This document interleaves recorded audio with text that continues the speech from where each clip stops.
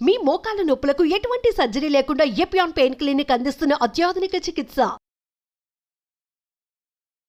రమగారు నమస్తే. నమస్తే జయ.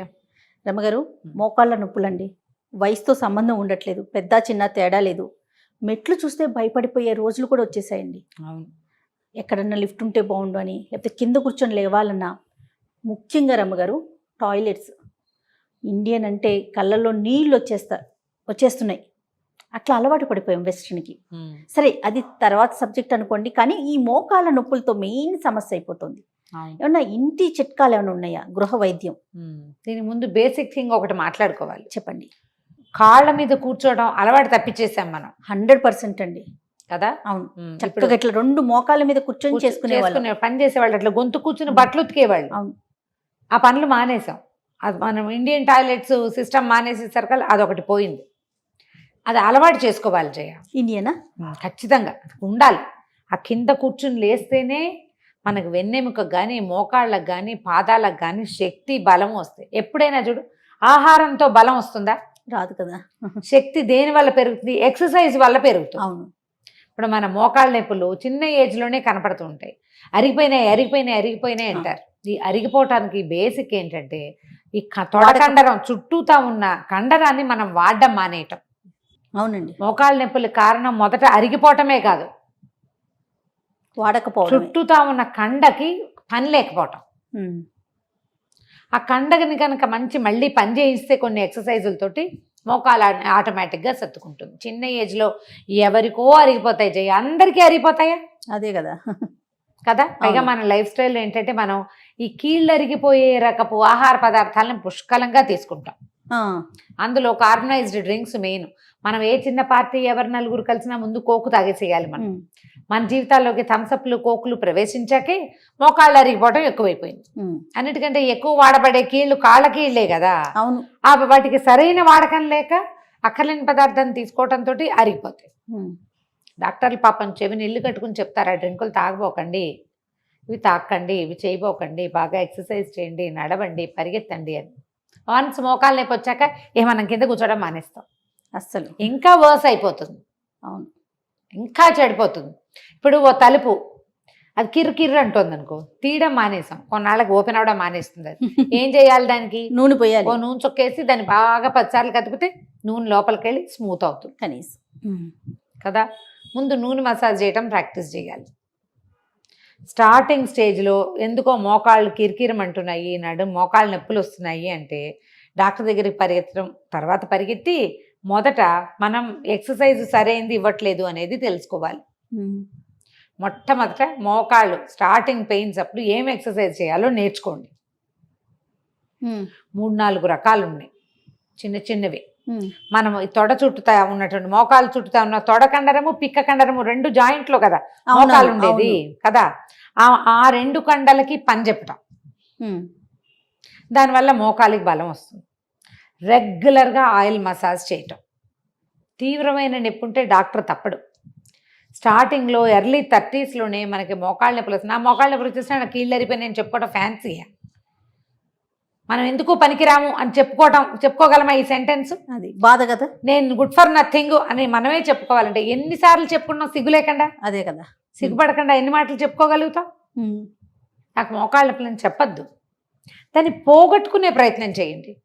ఏం చెయ్యకపోవటం వల్ల మనకి ఇది వచ్చిందో అది చెయ్యాలి.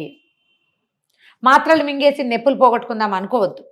మీరు టాబ్లెట్లు వేసుకున్న కొందికి, పెయిన్ కిల్లర్స్ వేసుకున్న కొందికి కిడ్నీస్కి బరువు అయిపోతుంది. అది జనరల్ హెల్త్ పాడైపోతుంది. కిడ్నీ ఫిల్టర్ చేయడం మానేస్తుంది. అకాల వృద్ధాప్యం వచ్చేస్తుంది. నొప్పులు రావడం అంటేనే వృద్ధాప్యం రావటం. బాగా 70-80 వేలు పనిచేస్తే కీళ్ళు పనిచేయవు, అరిగిపోతాయి. శక్తికి మించి ఖర్చు పెట్టాం కాబట్టి, వాడాం కాబట్టి. ఇప్పుడు అసలు నీకు 30కే వస్తున్నాయంటే ఏంటి అర్థం? నువ్వు వాడకపోవడం వల్ల వచ్చిందని కదా. అవును. వాటిని వాడడం ఎట్లా? రెగ్యులర్ వాక్, రెగ్యులర్గా ఏదైనా పని చేయటం, కింద కూర్చొని పని చేయటం. అసలు భోజనాలు కింద మానేసాం, కింద పడుకోవటం మానేసాం, కింద కూర్చోవటం మానేసాం. ఎక్కడ నడవం, మనం మెట్లెక్కం. ఇంకెందుకు పని చేస్తుంది? వీడికి నా వల్ల ఉపయోగం లేదని అది మానేస్తానంటోంది. అంతే కదా. అవును. ఆ ఉపయోగం ఉంది, నువ్వు నాకు కావాలని చెప్పండి మీ మోకాళ్ళకి. పని చెప్పండి, చక్కగా పనిచేస్తుంది. రెగ్యులర్గా మసాజ్ ప్రాక్టీస్ చేయండి. ఎలా రమ్మగారు? రోజు వారడి పడుకునేటప్పుడు ఖచ్చితంగా ఓ కొబ్బరి నూనె, ఓ నువ్వుల నూనె, ఓ ఆముదమో, ఓ పెయిన్ కిల్లర్, పంచతైలం ఒకటి చెప్పాం. 100 మంది పంచతైలం చెప్పండి అని మళ్ళీ మెసేజ్ పెడతారు. 5 రకాల నూనెలు కలిపి పెట్టుకోవటం. ఆవ నూనె, నువ్వుల నూనె, ఆముదము, వేప నూనె, కానుగ నూనె. గానుగా కాదు, కానుగా అనే నూనె దొరుకుతుంది. ఆయుర్వేదిక్ షాపుల్లో దొరికేస్తాయి ఇవన్నీ కూడా. మీకు తలా ఒక 50 గ్రామ్సే తెచ్చుకోండి, కలిపేసి పెట్టుకోండి. సో బాగా చిలికేసేయండి దాన్ని. 250 గ్రామ్స్ అవుతుంది. కావాలంటే 2-3 పంచుకోండి, కొంచెం నూనె ఎర్రగా వస్తుంది. ఓ డబ్బాలో పోసి పెట్టుకోండి. నొప్పులు వచ్చాక కూడా రాసుకోవచ్చు దాన్ని. మనకి నొప్పి వచ్చాక రాసుకోవచ్చు. రెగ్యులర్గా కొంచెం నూనె మర్దన చేసుకోవటం. రాత్రిపూట పడుకునేటప్పుడు అరికాళ్ళకి నూనె రాసుకోండి అని చెప్తున్నాను కదా. స్టార్టింగ్ ఇప్పుడే నాకు కొంచెం మోకాళ్ళు నొప్పులుగా ఉన్నాయి, కీళ్ళలో నొప్పులు అంటే డాక్టర్ని తప్పకుండా చూడండి. డాక్టర్కి ప్రత్యామ్నాయం కాదు సుమా ఇది. మనం ఇంట్లో చేసుకునే చిట్కా అంతే. మర్దన చేయండి. తర్వాత ఎప్పుడు కాళ్ళు చాపుకొని కూర్చోవాలి. ఎక్కడైనా కూర్చుని పాదాలను ఇట్లా వెనక్కి ముందుకి చేయాలి. దానివల్ల చాలా తేడా వస్తుంది దాంతో కూడా. తర్వాత మోకాలు కండరాన్ని ఇట్లా బిగించినట్టు చేయటం, వదిలిపెట్టడం. మోకాల్ని ఇట్లా టైట్ చేయటం వదలాలి, టైట్ చేసి వదిలిపెట్టాలి. చుట్టూతా ఉన్న కండరం బలపడుతుంది. ఇలాంటి ఎక్సర్సైజుల కోసం బ్రౌజ్ చేయండి. ఎన్ని చుట్టాలా మనం? ఒక్కర్లేని మీకు కేవలం కాలక్షేపానికి పని పాట లేకుండా చూస్తాం. ఇవి అవసరం కదా, డెఫినెట్గా ఫాలో అవ్వాలి. మన ఇంట్లో మా అక్కయ్యకో అన్నయ్యకో ఎవరికో ఒకళ్ళు బ్రౌజ్ చేసి రెండో వాళ్ళకి చెప్పండి. మందుల కోసం బ్రౌజ్ చేయొద్దు, చిన్న చిన్న ఎక్సర్సైజుల కోసం ట్రై చేయండి. చాలా ఉపయోగపడతాయి. ట్రై చేసి ఇది ఉపయోగించుకోవాలి. ఇది పాత పద్ధతులే కదా ఇవన్నీ. నూనె రాసుకోవటాలు అవి రాయండి. జస్ట్ అప్లై చేయటం. అప్లై చేసి బాగా ఒక 5 నిమిషాలు మర్దన చేస్తే పొద్దుటికి తేలిగ్గా ఉంటుంది. నిద్రలో పక్కకి తిరిగినప్పుడు పట్టుకున్నట్టు అవుతుంది. అవి తగ్గిపోతాయి. గోరువెచ్చనిగా చేయాలా? ఏం చేయొద్దు, కొంచెం అలాగా చేతులు ముంచకుండా మాత్రం చూసుకోండి. నూనెళ్ళు వాటిలో ఎప్పుడు చేతులు ముంచకూడదు. అలా ఒక డ్రాప్ వేసుకోవాలి. లేదా ఇప్పుడు మనకి ఇట్లా నొక్కితే పడే వస్తున్నాయి కదా, ఇవి ఏమంటారు వీటిని, స్ప్రేలు లాంటివి. దాంతో స్ప్రే బాటిల్స్ లో పోసి పెట్టుకోండి. ఒక నొక్కితే వస్తుంది. ఆయిల్స్ లో చేతులు అవి పెడితే కుళ్ళు వాసన వచ్చేస్తాయి, పాడైపోతుంది. అవునవును. ఆ పిచ్చి వాసన వచ్చేది, ఔషధ గుణం పోకపోయినా బ్యాడ్ స్మెల్ వచ్చేది బట్టలకు అంటుతుంది. నలకంతా కొంచెం పడుకునే ముందు శ్రద్ధగా మోకాలు చుట్టూతా కింద భాగం పైన కూడా బాగా అట్లా క్లాక్ వైజ్లో మర్దన చేసుకుని పడుకోండి.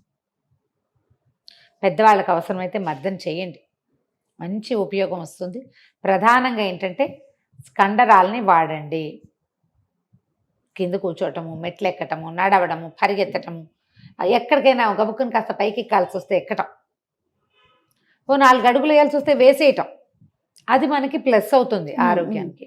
ఆలోచించి చూడండి. ఒకవేళ మీరు ఇప్పటిదాకా ఇలా ఆలోచించలేదు, నా మోకాళ్ళ నొప్పులు కాబట్టి నేను కింద కూర్చొని అన్నం తిన్ను, అలాంటివి పెట్టుకోవద్దు. స్థూలకాయలు కనుక అయ్యుంటే మీరు స్థూలకాయాన్ని తగ్గించుకోండి.